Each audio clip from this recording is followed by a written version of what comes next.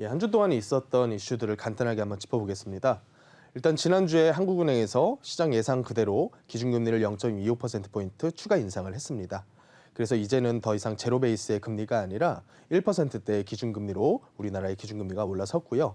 또 많은 분들이 내년 1월에 있는 금융통화위원회에서도 한 차례 추가 인상이 있을 것이다라고 예상을 하고 계신 만큼 앞으로 금융비용의 증가는 막을 수 없는 추세인 것은 우리가 반드시 알아야 될 그런 사실인 것 같습니다. 그래서 올해 안에 주택담보대출 금리가 5%대를 뛰어넘어서 6%까지 갈 수도 있다는 얘기가 나오고 있고요. 또 내년에는 거의 확정적으로 6% 이상의 대출 금리가 형성이 될 것으로 보여지고 있습니다. 그래서 제가 누차 경고드렸었던 이 금융에 대한 리스크, 그 금융에 대한 리스크를 온전히 지게 되시는 분들은 사실은 2, 3년 전에 내가 거주할 집 한 채를 매수해서 오랫동안 살아오시고 계신 분들의 상황이 아니라 작년에서 올해 넘어가는 이 짧은 1년 내지 1년 반 정도 기간 동안에 너무 무리한 60% 이상의 대출을 끌어다가 주택을 매입하신 분들께서 이 금융 비용에 대해서 대비를 좀 잘 하셔야 되는 상황이 아닌가. 또 단순히 이자만 늘어난다면 그 위험은 많이 적겠지만 이제부터는 원금 상환까지 반드시 분할 상환으로 이루어지면서 이게 소득 대비한 DSR이라고 우리가 표현을 하죠. DSR 40% 미만으로 맞추는 금액대가 내년 1월 달부터는 2억 초과 대출에 대한 모든 총량 규제가 들어가게 되고요. 또 내년 7월부터는 1억만 넘는 대출이라고 하더라도 이 DSR 40%를 맞춰야만 하는 상황에 우리가 직면을 해 있습니다.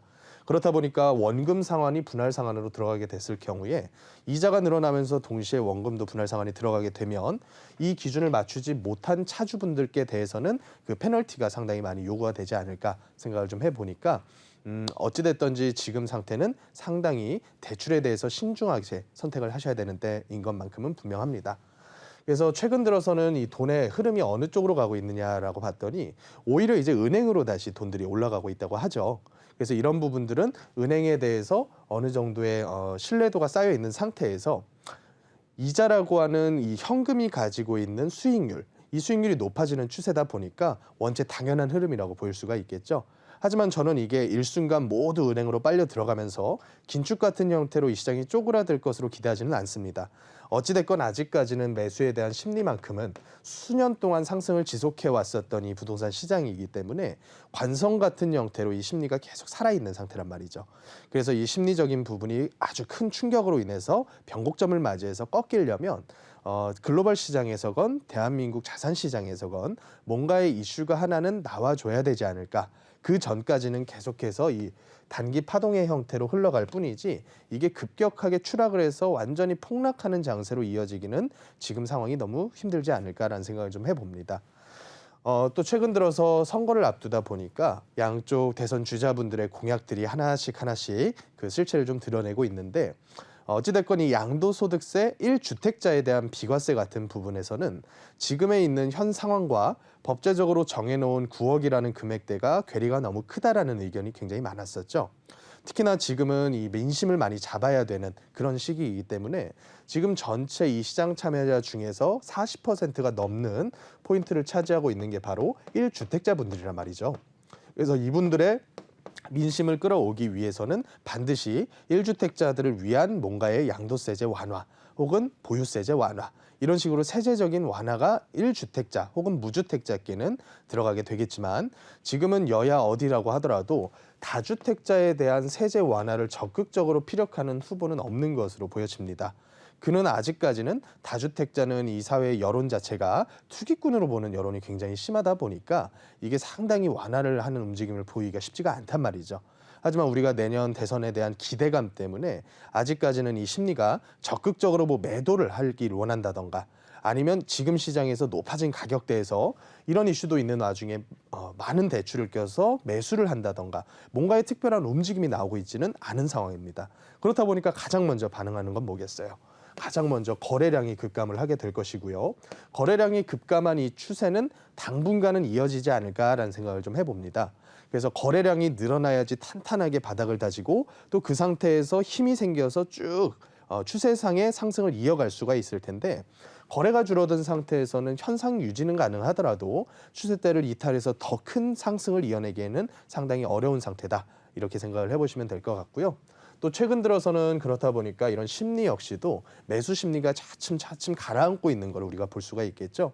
그래서 이번 주 들어오면서는 매매 가격 전망 지수라고 해서 이제 전국에 있는 한 4천여 개 정도의 중개업소를 통해서 앞으로의 집값에 대한 전망을 물어보는 겁니다. 일종의 서베이를 통해서 물어보고 나서 앞으로의 전반적인 사회적인 어떤 심리가 올라갈 것으로 이 시장을 바라보고 있느냐, 하락할 것으로 바라보고 있느냐라고 봤을 때 여태까지 한 코로나 이후부터 지금까지는 주구장창 상승을 가리켰었던 이 시장 심리가 이제부터는 조금씩 하락을 고민하게 만드는 그런 시기가 왔다라는 것을 우리가 확인할 수가 있고요.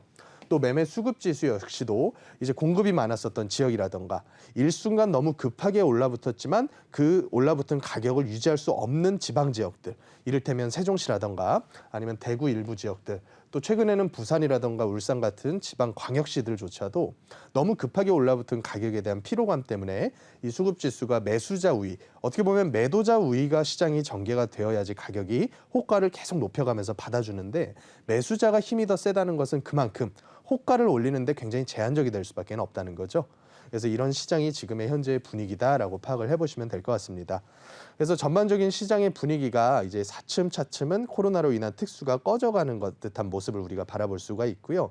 다만 이런 겁니다. 코로나 특수가 과연 얼마까지 지속이 됐으며 만약에 하락으로 이어질 경우에는 어느 정도의 하락폭을 얼마만큼의 기간 동안 끌고 갈 것이냐는 전반적인 우리나라의 경기 여건과 사회적인 분위기가 얼마나 받아주느냐에 따라서 결정이 되겠죠.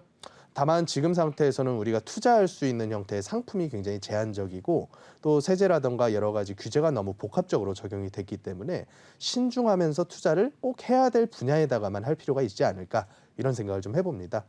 그래서 또 이번 주에서 또 이 다음 달 12월에는 여러 가지 청약들이 대기를 하고 있죠. 뭐 과천이라던가 뭐 3기 신도시 사전 청약이라던가 여러 청약들이 대기를 하고 있는 만큼 이런 청약에 대한 부분은 내 집 마련을 원하시는 분들께서는 반드시 신경을 써야 될 분야 중에 하나라고 제가 꼭 말씀을 드리고요. 또 투자로서 뭔가에 별도 투자를 희망하시는 분들께서는 제가 자세하게 말씀을 드릴 시간을 세미나를 통해서 마련을 하고 있으니까 그런 분들께서는 미리 전화 예약을 해주시고 내일과 모레 있는 세미나에서 뵙도록 하겠습니다.